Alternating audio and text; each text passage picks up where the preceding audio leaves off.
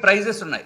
ఏదైతే మందులు బయట కొంటే మనకి 10 రూపాయలు దొరికేది కార్పొరేట్ హాస్పిటల్లో వాళ్ళు 20 రూపాయలకి, ఎందుకంటే ఎంఆర్పి రేట్ అంత ఉంటుంది కాబట్టి.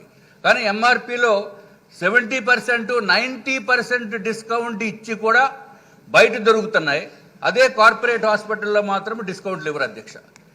దీనిపైన ఒక పరిరక్షణ కమిటీ అనేది ఉండాలి.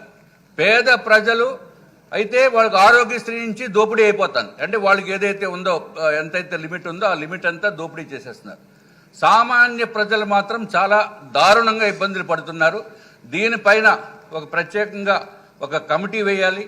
వేసి దాన్ని ఏ విధంగా నియంత్రణ చేయాలో అనేది తమ ద్వారా ఈ సభ తీసుకోవాల్సిన అవసరం ఉందని చెప్పి మరి ఒక్కసారి ఈ రాష్ట్ర ప్రజల అమాయకుల దగ్గర దోపిడీ ఎక్కువైపోతుంది కాబట్టి ప్రత్యేకంగా మీరు చూడవలసిన అవసరం ఉంది అధ్యక్ష.